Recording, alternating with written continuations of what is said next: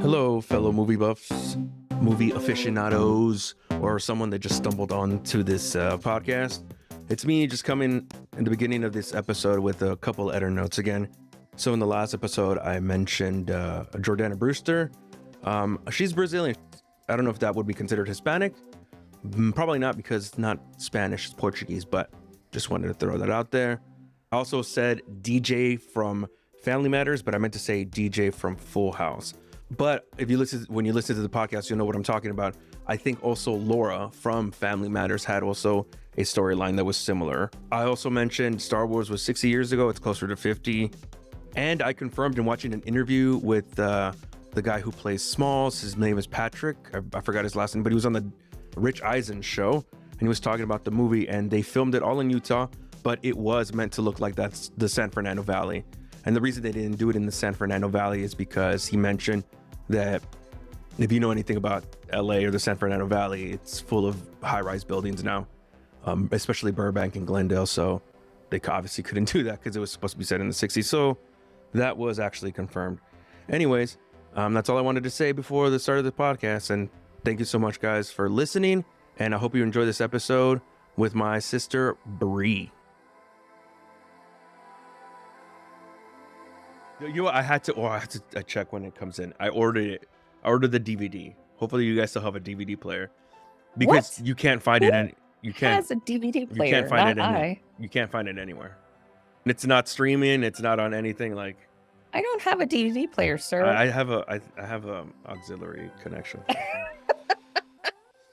What are you talking about? It's on VHS. You were just wondering if I had Amazon Prime, and now you want me to have a DVD Well, player? if you have Amazon Prime, you can order a DVD player. And do what with it? I don't know, watch DVD. You don't own any DVDs? No, I own 0 DVDs. I own like 70. But anyways, hello once again, and welcome back, everybody, to I Forced My Friends to Watch a Movie podcast. I think that we might change the name of the show to that. A movie podcast where I force my family and friends to watch a movie. I strap them down to a chair and open their eyes like a Clockwork Orange style, and just like, Instead of waterboarding, it's like movie boarding. that should be the name of the podcast, movie boarding. I know, because it's called nostalgia. It has nostalgia in there, but we've never seen these movies, so how You can it be haven't, but nostalgic? for me, it's nostalgic. Have you seen this movie that we're going to watch today? Yeah, okay, so we'll get to that. We'll get to that. Sorry. All right. And I do have 3 people locked in my basement that they're currently watching movies. And I told them, don't watch anything unless it's for content. And of course, you already heard her voice. She is the very first reoccurring guest, guys. It's my sister from the same Mr. My sis from the same Miss, Breh. Brah. Bree, I'm using her professional name. Oh my gosh. Yeah, well, you totally didn't in that episode with Mom. Well, I don't know. It feels weird calling you Bree to Mom when she doesn't. She calls me Bree? I don't think she does. I think she calls you Brenda. Oh, that's right. Dad calls you Bree. Well, she calls me Brenda. Dad calls you Bree. How's the weather in Texas? Is it still hot as heck? Oh man, it stopped being hot as heck like over a week ago. Nice. It's amazing. Well, right now it's a little bit hotter. You could obviously, listener, you can tell our age. We're discussing the weather. Yeah, I mean that's I love discussing the weather. I don't care what anybody says. You did mention something that we are doing differently in this one, is that we are deviating from the premise of this podcast. I can't stop thinking about movie waterboarding. Movie boarding. That's such a good name. I might have to change You're welcome. it. I might have to change You're welcome. I might have to rebrand. You will be the Guantanamo Bay of I am the Guantanamo Bay of movies. Which is kind of appropriate for this movie. We're deviating from the path, and it's because you and I have not seen this movie. Mm-hmm. And I don't even know if I told you what we were watching, so it still is a mystery to you. It's all a mystery. I did suggest 2 movies, and you said let's go with the dark comedy instead of the serious drama. Spoiler alert: the drama I wanted to show you was Fences, which I have seen. So it's a movie that's based on a play, and it stars Denzel Washington and Viola Davis. Oh, I've seen that one. Okay, you have seen that one. Yeah, So I've seen that one. That one's a tough watch. Oh, that one's a great watch. I don't know. I thought you were going somewhere else, and I was like, I can't handle it. I did The Sandlot yesterday with somebody. Oh, And the whole reason we're doing that and I there's did it. someone out there that's never seen The Sandlot. He only saw it when he was a kid, and he's like in his 20s now, or early 20s. But Yeah. because James Earl Jones passed away 2 days ago, I was like, I want to do some movies of Yeah. him. Being that I know for you, like Star Wars was like a big part of our childhood, Oh and my then gosh, yeah. the Lion King and stuff like that. So he was like a main part, like basically one of the voices of our childhoods. So Yeah. that's why I wanted to do this, and he does come out in The Sandlot towards You the want to end. know something? Yeah, I seriously, really, when Darth Vader took off his mask, spoiler alert, if there's someone out there that actually has not seen yeah, Star Wars, I really expected to see James Earl Jones, and I was so confused. yeah. Whereas there's this British white man. I was like, what? And his voice doesn't even sound the same. Yeah, it's like what is going on What with is that? happening? But so there's a little bit of backstory. The guy that actually was in the suit, not him, or it might have been him, but the one that did it for most of the movies was like 6'6", and he could fit inside the suit. So in the first movie, they just dubbed James Earl Jones's voice, and I think in the first two movies he was uncredited, and it wasn't until Return of the Jedi that he was credited with the voice? voice. Yeah, So he always just did the voice. He he was always never. he was never in the, because I think James Earl Jones was only like 6'2", but I mean only 6'2", that's pretty tall, but Only. only 6'2", but the Oh, other what guy a was like shorty. 6'6". Yeah, I was thinking, find someone that has never seen Star Wars movie. That would be the most yeah. amazing thing. Quick editor's note. We recorded this over Zoom. Brenda's on Zoom, so that's why the audio sounds sometimes a little funky, but it's not too bad. And sometimes there's a delay. Okay, bye. Yeah. I missed an opportunity because the guest that I had on for The Sandlot, he said like, "Oh, I showed my sister the Star Wars movies recently. They saw them in the order that they came out." Oh, okay. And so he was like, I know the first one might be a little boring for you, but just Bear with me. bear with us." Yeah. And she didn't know about the plot twist in What? Empire. She didn't know about it. So when she saw it, he said she was like, "What is going on?" Like and after that she was like hooked. Hooked. Yeah. Yeah. Did you Wow. talking about James Earl Jones, did you know the plot twist before you saw the movie when we were kids? Man, I feel like I can't remember I because can't either. I don't recall a time in my life where I didn't know about Star Wars. Yeah. even though it came out way before I was born. The last one came out, Brenda, when you were 2. How dare you? Exactly. I wouldn't have known. But no. Your husband Obviously, was I do. alive for 2 of them, so, Hey, and he didn't watch him until he was like 20. or until he something. got married with you. Until he married me, I think. Poor kid. He didn't even listen no. to the Beatles until you got He married. didn't. Oh, Oh, poor bless guy. his heart. Bless your heart. I So, am in Texas. so not to put, this person on a pedestal, because, we don't idolize anybody or people, but it really did get to me when I found out that James Earl Jones passed away. Oh, That's only ever happened to me and I feel like that's a lot, with 4 other celebrities. Now, obviously, the death of a loved one is way worse. You and I have both experienced that, but I think, I don't know, for some reason, it's just because like Star Wars is my favorite franchise of all times, as most people's is. Lion King is it's not even just my favorite animated movie. It's one of my favorite movies of all time. And like I was mentioning with Viola Davis and Denzel Washington in that movie, Fences, I saw a clip after he passed away of his performance in Fences in the Broadway show. And it's just like, oh, you see actors in movies and you're like, these people that win Academy Awards or whatever, and you're like, oh, they're good. But then you see someone like him or someone like Denzel, someone like Daniel Day-Lewis, and you're like, oh, these are actors. Like it's not like someone like The Rock that just fell into it. Like And then that kind of happened yesterday when we were watching The Sandlot, and you're just like, oh, this guy it's like this is his craft, and the fact that he does that not only on the screen but also like with his voice, like his voice is so iconic. Right. But so like that's why I felt like I wanted to do this. So we're gonna watch a movie that we haven't seen before, and the name of the movie is Dr. Strangelove. Have you heard it? No. Okay.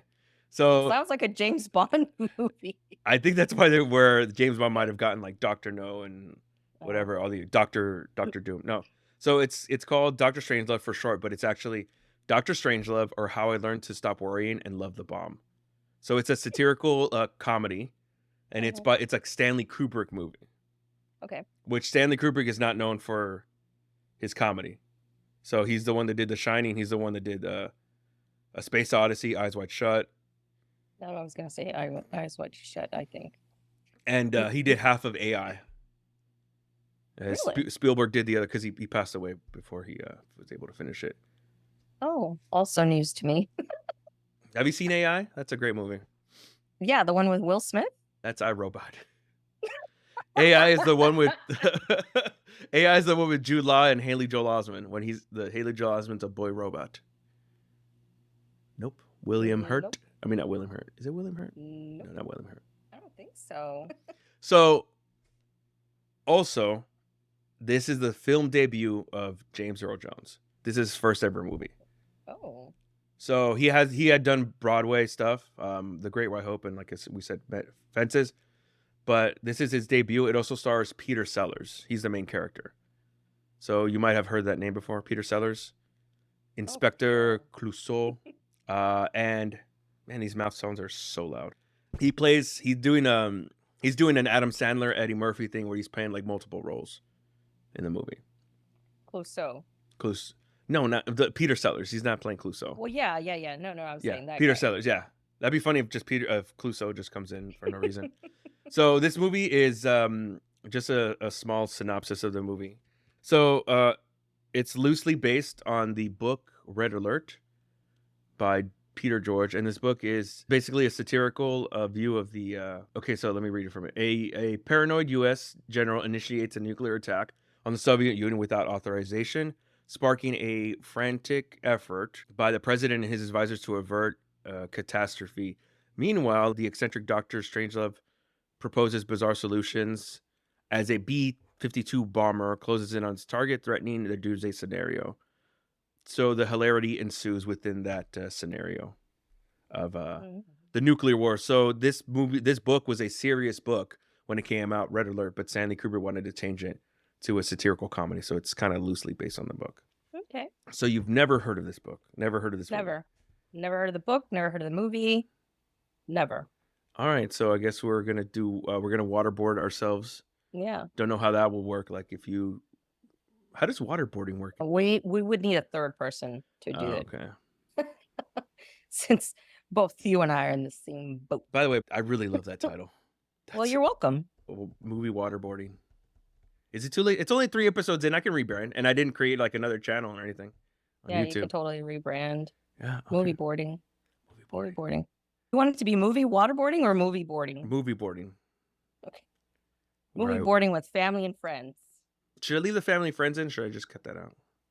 Man, ask AI. He comes up with some great names. Yeah. Well, I did, and they came up with like watching movies with the homies. All right, Brittany, you ready to slaughter this pig?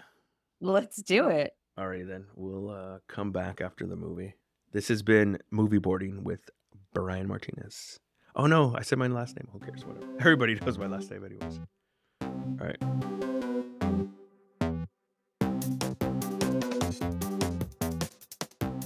All right, so we are back. We finished watching this absolute hilarious movie. I really enjoyed it. I don't know if you feel the same, Yeah. Brenda. I did. I just really didn't think Stanley Kubrick had it in him to create a Right, comedy like comedies. this. Considering all his other movies are very dark. I mean, you definitely can tell. Well, no, I think if I watched this and I didn't see the credits, I wouldn't have guessed it. But Mhm. knowing it, it's like, okay, I definitely see Stanley. I definitely see him in Yeah, there. you can see how this movie was so well made. Hmm. Mm. Yeah. One of the funny things well, actually, one of the things you kind of notice, and you see it and reading a little bit about this movie, that Peter Sellers was giving Mhm. kind of free range as far as like improvising some of the scenes, and Yeah. he is so hilarious.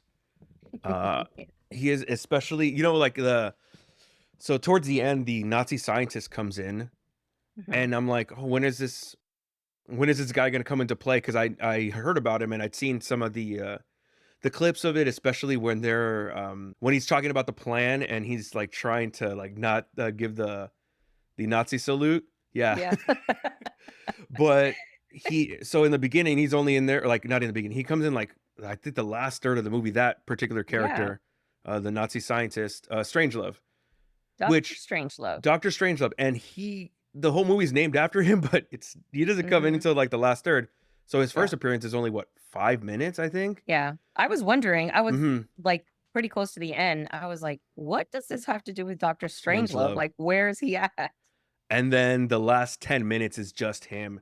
And I was on board 100% with him as Dr. Strangelove.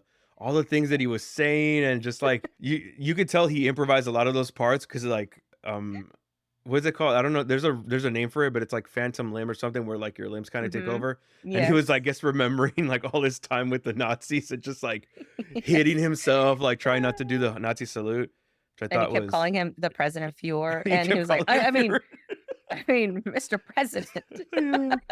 So this movie is a pretty simple premise. So there's a General Rip. He Hmm. enacts these codes in order for his regiment of B-52 bombers, I believe it was 34, to drop bombs on Russia. And then the movie goes from there. He has a guy who's his chief of staff, I believe, or his Mandrake, Mandrake, executive officer or something. group captain Mandrake. Mm. Um, and I thought so that's also Peter Sellers. Mandrake is also Peter Sellers. Hmm. Rip, I thought it was very funny to see how this person was very stoic, but also like he would give some one-liners and stuff. And the thing that I like about the movie is it explains basically everything that's happening. But the one thing it never explained is, and they actually even say it in the movie, when they're reading manuscripts or manuscripts of his telephone calls, is why does he keep saying man's natural fluids or something like that, or Yeah, bodily fluids? bodily fluids. He's very concerned about our fluids being contaminated. And I wrote that down, that he's a conspiracy theorist basically. He basically loses it. He loses it, and the whole reason he thinks is that the Russians, they're gonna strike first. So Hmm. so instead of the Russians striking first, he's gonna strike first. But he enacts this plan called Plan R, and I like the way that it's explained in the movie when they're in the war room, which has the funniest joke in the entire movie. The other general and the Russian ambassador are fighting, and the president Hmm. comes and he's like, "Gentlemen, you can't fight in here. This is the war room." I've never seen such behavior I've in the never seen war such room. behavior in the war room. So then it cuts to the war room. The government finds out about this, and one of the other generals, the American, is Turgidson. Ferguson. I know. I kept thinking Turd Ferguson. It's Turgidson. Turgidson.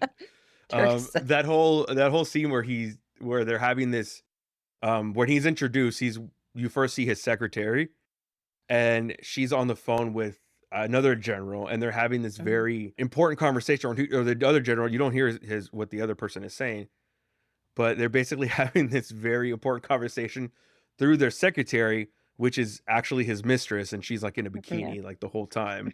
She's tanning. Did you notice? Like Oh, I she didn't was notice tanning. that. She's tanning. She's lying there on the bed, and then when she has to answer the phone, she turns off her little tanning light. Mhm. It's hilarious. And I thought it was really funny. He would be like, you can kind of gauge or guess what the other person is saying, Mhm. but it's like, I really need to talk to him, and she's like, hey, he really needs to talk to you, and then it's like he's explaining like the whole Tell him situation. to call me back. I'm in the powder room or something like that. Yeah. So what I found interesting, and like I said, they explained what Plan R is It's basically when they're in the room, the president says, I thought I was the only one that was able to enact these nuclear codes. And he's like, Yeah. yes, technically you are, but Hmm. the plan R states that if all the higher ups are dead or unable to retaliate, then lower level government personnel or generals or people in the military are able to enact this code R. And it was pretty interesting to see that all the way that they explain it, and they're like, okay, well, what about this? Like they're trying to stop at this point, they're trying to stop General Rip. Yeah. And then they're just like, well, what about us doing this? Well, we can't do this because of this. Like, okay, well, what about this? And everything they go through, like they can't enact because this plan that was made, it was made for, a contingency plan, but it also seemed like it would be really easy for somebody to do this and then nobody else to be able to stop it. Yeah. We saw this because of James Earl Jones, but he's not even in the movie that much. He's hardly in the movie. And there was somebody in the war room. He couldn't have been the ambassador, but somebody whose voice, like I would turn away and I would hear it and it sounded like James James Earl Earl Jones. Jones. But obviously wasn't him. And he didn't have, obviously, this was, I forget what year this movie was made, but he was a young buck. So It's you don't really so weird to see him hear. young. I know. You don't hear that voice that we're all used to very much. There's like small little glimmers of it, but yeah, he's hardly in the film, but still had a pretty a pretty interesting role. Yeah, you say like I could hear his voice. Like his voice was still for me. Maybe it wasn't at the point of being like a bass or a tenor that it was, but this was his first movie role. He was so fortunate, like him, and then I think another person would be like Lawrence Fishburne, that their first roles were with like Apocalypse Now Yeah, for Lawrence Fishburne, and then this guy Dr. Strangelove. exactly. They were off and running. This movie was made in the 60s during the height of the Cold War, and you can see like the ineffectualness of all these government leaders on both sides. The commies, as they kept The calling. Ruskies. Yeah, the Ruskies. That's right, the Ruskies.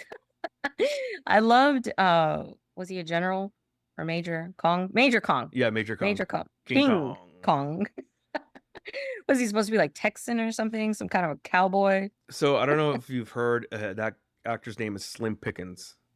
No, it's not. Yeah. That's his real name. That's his real name. So I always heard that as a phrase of like, oh, that's Slim Pickens. Like what Yeah. you like, but it's an actual. Yeah. So he was an actual cowboy that turned into an actor. Oh, He does a well, really that good job. makes sense. It cracked me up. One of the first scenes where they whoever says like they've enacted code R, and anyways he's going back and forth like saying, now verify it, and then he's like, I'm going over there, and he's literally like just right in front of him. He kind of just turns around and he's like, let me see this. Yeah, and you see so there's basically three different stories taking place, which is the story in the war room, with the cabinets, and then they invite the the Russian ambassador. By the way, the actor who did Turgidson, amazing.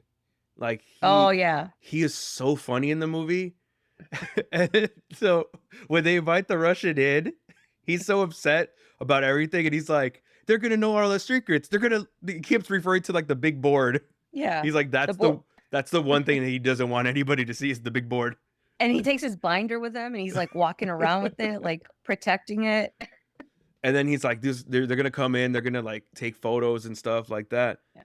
And that's when they start fighting. He takes it out. But if you notice at the end, the Russian was actually recording everything. So he was like, his suspicions were confirmed, but at that point, they were focused on something else. So again, back to what I was saying. So there's three stories. There's a story in the war room, there's a story on the B-52s, and then there's the story in the base where General Rip is.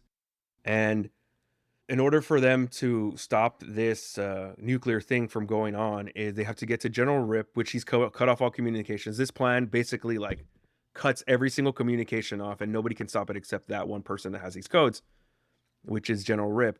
So their plan at that point is to send military personnel into the base to kill everybody off. Yeah. But the way he was able to enact the code R is that he basically lied to his people at the base and said that the Russians had already taken over and they were basically invading the United States. And the one person that figures out that this isn't true is the group captain, who he listens to like the radio, and they're still broadcasting Yeah. like the regular radio Yeah. or something, Mandrake. right? Mhm. Mandrake. Yeah, they're playing regular music. And he's saying like, oh, if the Russians had already really taken over or started to attack us, why would we still be broadcasting this music? They would be like a military broadcast at that Yeah. point. Yeah. So they send in the military, and they basically tell them before they go in there, there's going to be a lot of casualties because they're going to think you're Russians. And the scene Yeah. where they're coming in, these guys are like, wow, look, they got actual trucks. Look at all those uniforms. They're like, they just start shooting them. Yeah. And who was it? Whoever was the one who was in command of those Mhm. officers, because Mandrake tried to, not Mandrake, Turgidson. Turgidson. He tried to warn them, and the other guy was like, that's not going to be a problem. That's not gonna be that's not gonna be a problem for our guys. And they immediately get annihilated. Oh, our precious bodily fluids. So that's the thing that he keeps saying. Our precious bodily fluids. And so much so that they're like, oh, we were still trying to figure out what that means. And the guys are like, I'll tell you what it means. He means he's psychotic, which in essence he really was. But I was thinking before it even happened, I was like, oh, I know. Kind of weird that I thought this, but I was like, oh, I know how he could like ensure that nobody gets the codes. And it was exactly what he did. So like at one scene, it kind of leads you on to believe that Mandrake is kind of getting through to General Rip and trying to like ease him into giving him the codes and stuff. And then Rip goes into the washroom, and then everything he's doing, he's just like, oh yes, sir, before you like, and then by the way, Mandrake is British. She's like, yes, sir, before you go into the washroom, like, you know, before you give me the codes, you can wash up and everything. And then you just hear a gunshot. Boom. Yeah. And I was thinking like, oh, that's the one way that he could stop from giving him the codes. And at that point, you're like, everything that they could have gone wrong goes wrong. It's hopeless. It's hopeless at that point. But Mandrake gets them. There was a notebook, and because Rip kept saying about our precious fluids, and then he also used essence, but I forget what it was. Essence was it of peace personal? or something? Or essence of peace. And he had scribbled all this on a notebook and with different variations. And so that's why he was like, it's either OPE or POE. And the way I like the comedy is it's so dry, which I think how most dark comedies are. But the scene when those army is attacking the base, and it says pieces are what does it say? Pieces are purpose or something like that. Yeah, pieces are purpose. I like to on the bombs, it said hi there, and the other one said dear John. So at this point, they're basically they get the codes, and we're gonna jump like back and forth, but it was another kind of like, oh gosh, moment where like everything that can go wrong does go wrong. So they basically tell the Russians, hey, help us out in stopping these. But basically what they're going to have to do is they're going to have to shoot down their own men, these 34 B-2 bombers. They get 4. So they think they get 4, but they actually only get 3. And so then they basically, and talking to the Russian president, the ambassador says that he's enacted like the doomsday device, which is basically just going to kill everybody.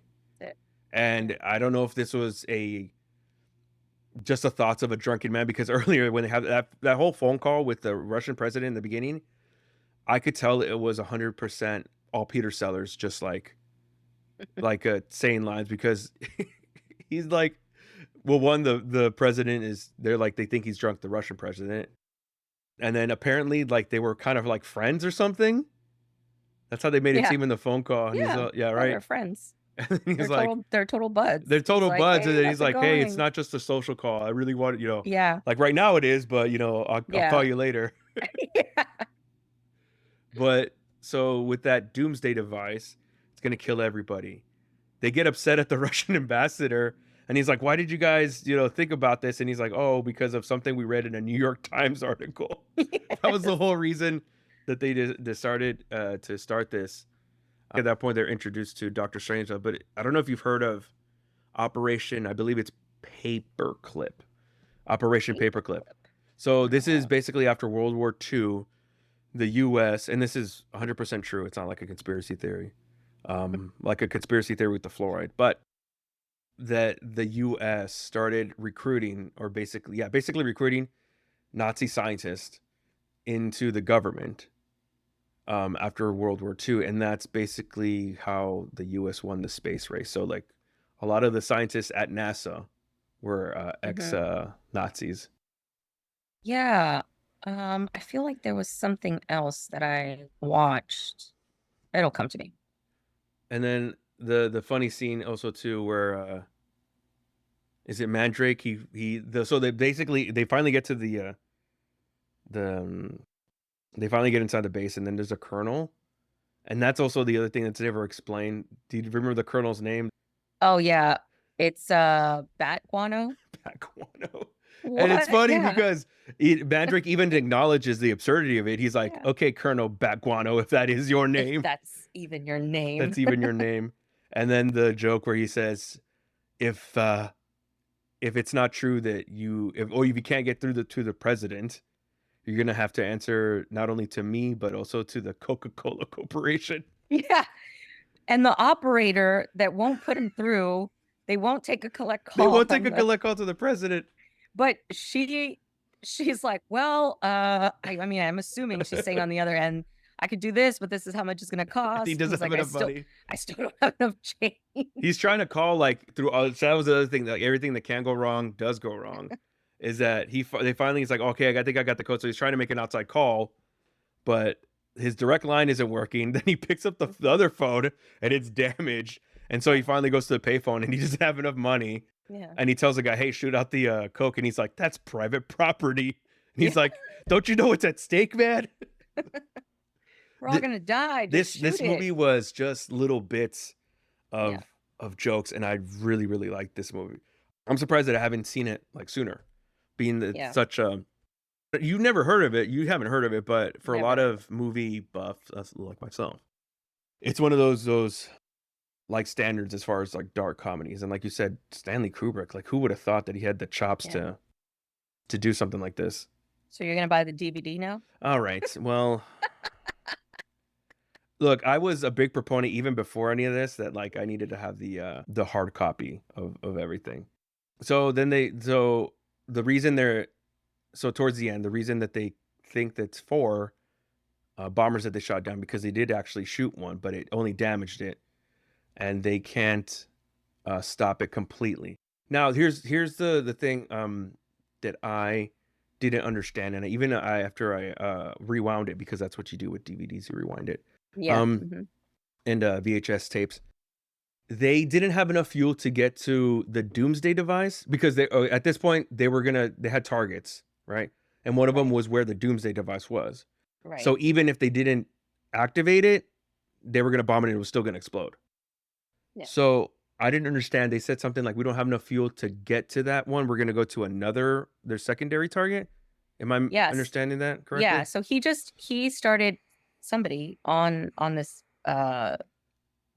jet. This bomber. He was calculating how much fuel was left, and he was like, we're not going to make it. And so Pong, he's going to complete his mission no matter what. So he's the one who said, okay, get me to the closest target. And that's why they ended up going. So they avoided, I guess, in essence, a nuclear apocalypse, but they still detonated a bomb. Right.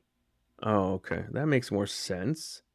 But, and also, too, that it's kind of a theme that, you kind of don't want to get to that point, because if you can, there's so many things against you.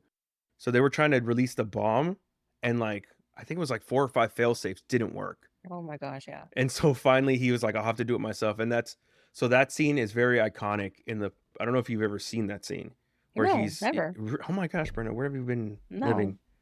That he's riding the bomb like a rodeo. Yeah. Like a rodeo clown. Also the War Room, the way that it's designed is also iconic, and it's in like a bunch of movies. It's also Mhm. even in like a bunch of music videos. One comes to mind is the music video for Muse's Time Is Running Out. Oh yeah. And Austin Powers, I don't know if you remember Austin Yeah. Powers. Yeah. So like that whole thing is, Yeah, that's so even if you haven't seen the actual like you've seen it before in movies. So is this a movie that you're gonna recommend to your homies, Bree? I'm gonna give it a How many waterboarding? How many I was gonna say bombs? How many bombs? Nuclear bombs out of 5? how many nuclear bombs out of 5? I'm gonna say a 5. 5 out of 5 for 5 out sure. of 5. I think I'm gonna give it a 4 waterboards. 5 waterboards. Movie boards. Movie boards. 5 movie boards. I can't say waterboarding because I'll probably get banned on YouTube. You're gonna get canceled. Movie boards. Movie boards. Side note, Yeah. I had the craziest deja vu as I was watching this movie. And it's weird because I'm not currently in my home. I'm in someone else's home. Okay. And I got up, and as I'm turning back around, I'm trying to keep my eyes on what I'm watching, and I was like, "Oh my gosh, I've totally seen this scene. I've done this very same thing." It was the craziest deja vu ever A deja vu for a movie that you've never seen. that I've never seen. Definitely never seen here. Do you think it's something your husband would like? I know John's very particular about movies. Oh, I don't know. I don't know. You know what I do? Is John the type of person? I think he is, that like asks a lot of questions during the movies. Oh, if he knows you watched it, he's gonna be like, "Okay, so what's happening?" It's like the first scene, and you're like, Just start. "Oh no," he'll say like, "So who's this?" I don't know, man. This is my first time watching it. Like, I don't know. I think he would appreciate the intelligence behind it. Yeah. I don't know that like dark humor is really his thing. If this was a romantic comedy, I think he'd love it. Oh, if this was a rom-com, he'd be all over it. Yeah. So it's really cool to see like the parallels and the satire behind it, because I mean during that time there was the Red Scare, the Communist Panic, and the McCarthyisms and stuff like that. Which is, I think, what really gets to Rip. Yeah. It's just that insanity, that paranoia, which is it's kind of something that you, not to get political, but it's something you just see repeating itself. Yeah. Over and over again. And over. The redcoats, which was funny because Rip was like, the redcoats are coming, and I'm like, that's the British, bro. It's not the Soviets. He was having flashbacks to something that he never lived through. Yeah. Alrighty, Brenda. Thank you so much. Anything else you want to say about the movie? And there's bugs. No. Gross. No. Loved it. Yeah, I'm gonna try to show it to my husband and see what happens. Do you have Amazon Prime? Wow. Here we go again. I'm just saying, I know that you're struggling right now. All right. So. Well, not all of us have DVD players like you. So I actually do. I have a DVD player. No, I don't. I have a PS5, so that has a DVD player. Oh, I have one of those, I think. I mean, not a PS5. It's probably like a PS1. There's several movies I actually had to like put it on a list. I mean, I put all the movies on a list, and then I was like, okay, like, interesting. Where can I find these? And most of them are everywhere, except for like maybe 3 or 4 that I couldn't find anywhere. So that's one of them. Wow.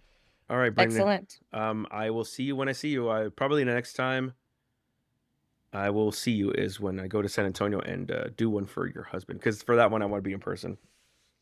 Just so it's excellent. Because it's his first time. It's his first time. He's a little baby. He's never been on a podcast. He really has never been on a podcast. And like everybody has a podcast. Pretty much. So that's bizarre. All right, then, Bree, say hi to John. All right. Thanks again. Bye. Thank you. Bye. Love you.